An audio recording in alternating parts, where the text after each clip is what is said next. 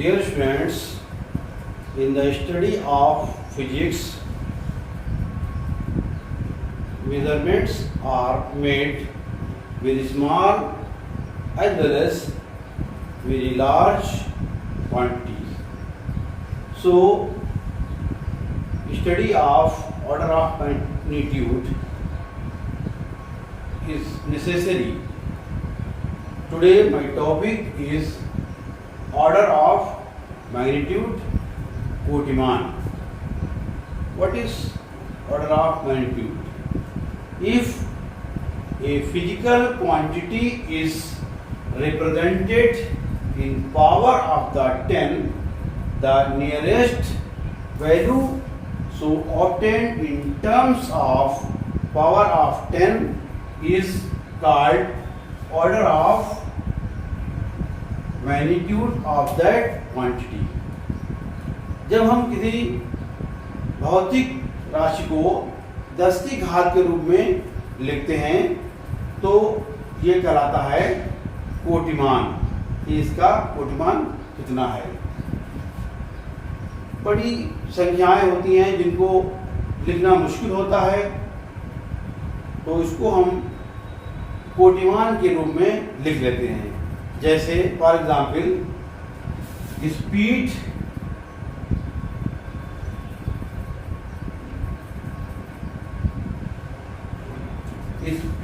Of light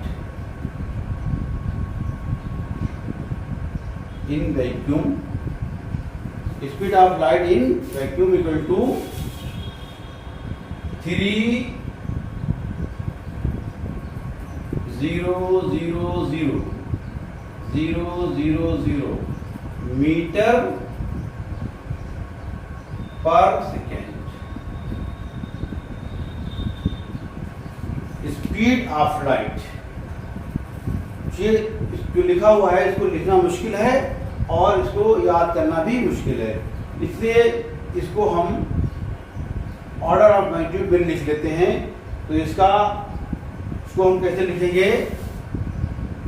3.0 into 10 की power 336 up to 8, 10 to the power 8 meter पर second. इसको हम इस तरह से लिख लेते हैं. इसी तरह से diameter of an atom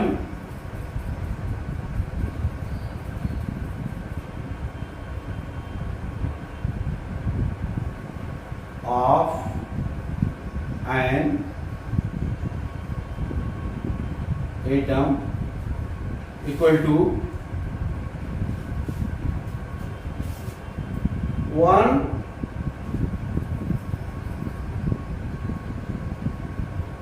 diameter.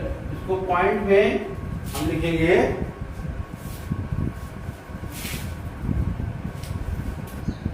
What is order of magnitude if a physical quantity is represented in power of 10, then the nearest value of so obtained in terms of power of 10 is called order of magnitude of that quantity.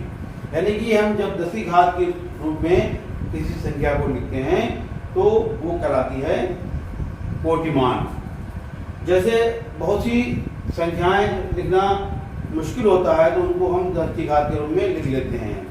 It is very difficult to write speed of light equal to 3,000,000 metre पर second. तो इसको हम कोटिमान की शक्ल में जब लिखेंगे तो हो जाएगा 3.0 into 10 to the power meter 8 meter पर सेकेंड. इस तरह से डायमीटर ऑफ एन एटम 0.090 है 1 मीटर ये होता है. इसको हम अगर जब लिखेंगे ऑर्डर ऑफ मैग्नीट्यूड में तो उसका कितना आएगा? 1.0 इंटू 10 की पावर -10 मीटर.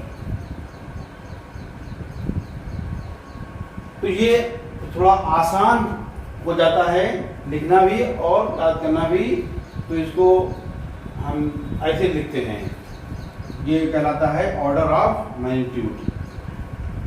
अब ऑर्डर ऑफ मैग्नीट्यूड को निकालने के लिए हम क्या करते हैं, क्वांटिटी इक्वल टू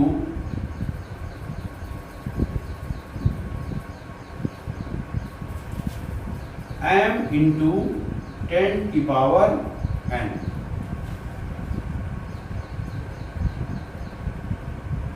अगर हम फिजिकल क्वांटिटी को निकाल रहे हैं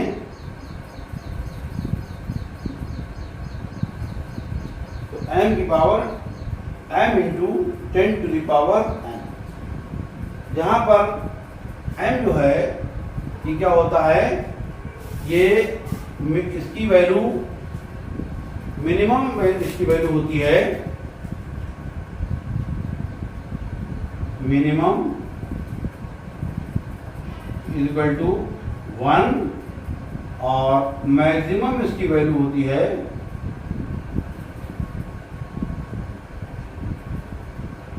लेस देन 10 से कम होगी और मिनिमम 1 होगी। तो अगर यहाँ पर m जो है m इज ग्रेटर देन 3.16, अगर m 3.16 से बड़ा है तो यहाँ पर n में जुड़ जाएगा, यानी कि ये हो जाएगा 10 to the power n plus 1। अगर अधिक है तो ये यहाँ पर एक जुड़ जाएगा। अगर m बराबर है 3.16 से और ये 3m इक्वल टू बराबर है या छोटा है 3.16 से, तो इस पर कोई फर्क नहीं पड़ेगा, तो ये 10 टू द पावर n ही रहेगा। अब इसमें ऑर्डर ऑफ मैग्नीट्यूड निकालने के लिए आपको एक एग्जाम्पल दे रहे हैं कि 1.91 इंटू 10 की पावर 2, इसका OM इसमें निकालना है तो कितना आएगा। तो यहाँ विकास 1.91 is less than 3.16, so order of magnitude 2 ही रहेगा, इस पर कोई फर्क नहीं पड़ेगा। इसके अपोजिट अगर हम ऐसी फिगर लेते हैं जहां पर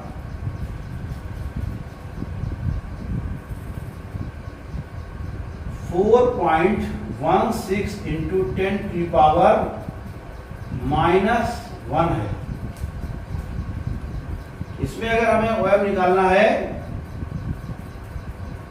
तो हम क्या करेंगे, यहां पे लिखेंगे 4.16 इज ग्रेटर देन 3.16, तो 10 की पावर में एक प्लस हो जाएगा, तो यहाँ पर 10 टू द पावर -1 प्लस 1, इसका आ जाएगा 10 पावर 0, उसका वैल्यू ये आ गया ऑर्डर ऑफ मैग्नीट्यूड। तो आपको ऐसी फिगर्स आएंगी और उसमें ऑर्डर ऑफ मैग्नीट्यूड निकालना पड़ेगा। तो ये इसका एग्जाम्पल देखो, और हम दे रहे हैं यहाँ पे माइनस का था तो माइनस प्लस कट जाएगा, यहाँ पे 0 हो गया। इस तरह से अगर यहीं पे हम देते हैं 4.16 16 इंटू 10 टू द पावर 2 देते हैं तो इसका OM क्या होगा, वो OM निकालने के लिए पहले तो हम लिखेंगे 4.16 इज ग्रेटर देन 3.16। तो इसमें पावर ऑफ 10 में एक प्लस हो जाएगा according to this rule. OM equal to 10 to the power 2 plus 1, ये हो जाएगा 10 टू द पावर 3। तो OM आ गया निकल के ऑर्डर ऑफ मैग्नीट्यूड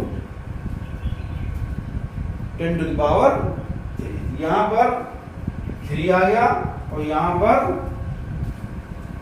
0 आ गया, ये माइनस की वजह से ऐसा हुआ।